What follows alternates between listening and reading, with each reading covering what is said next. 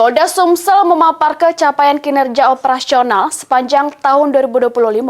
Sejumlah indikator nunjuk ke tren berbeda, di mana angka kecelakaan lalu lintas meningkat, sementara sebagian besar tindak kriminal justru mengalami penurunan.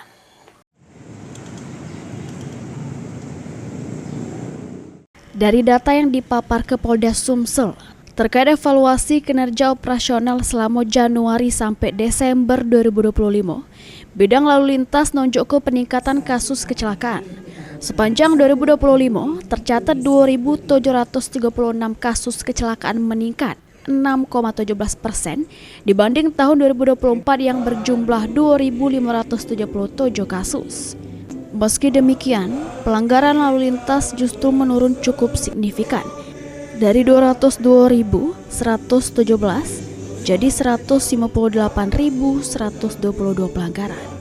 Jumlah korban meninggal dunia akibat kecelakaan lalu lintas juga turun sekitar 13,75% dari 778 jadi 671 orang. Sementara korban luka berat turun dari 986 jadi 969 orang. Di sisi lain, angka kriminalitas umum mengalami penurunan. Tindak pidana umum turun 17,36% dari 13.282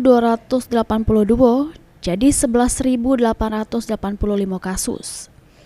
Namun penyelesaian perkara juga melok turun dibanding tahun sebelumnya. Sebaliknya, tindak pidana khusus naik tajam sampai 69,64%, serta kasus narkotika melok meningkat 15,17% dengan penyelesaian perkara melok meningkat.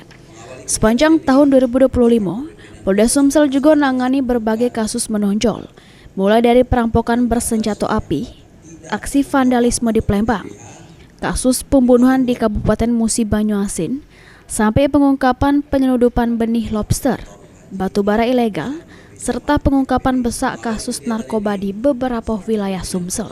Kapolda Sumsel Irjen Pol Andirian Jayadi berkomitmen terus menjaga keamanan serta meningkat ke pelayanan publik di wilayah hukum Polda Sumsel. Polri, khususnya Polda Sumatera Selatan, senantiasa berkomitmen untuk menjalankan fungsi konstitusional secara optimal melalui pemeliharaan keamanan dan ketertiban masyarakat, penegakan hukum yang berkeadilan, serta pemberian perlindungan, pengayoman dan pelayanan dengan menjunjung tinggi prinsip objektivitas, profesionalisme, transparansi, dan akuntabilitas.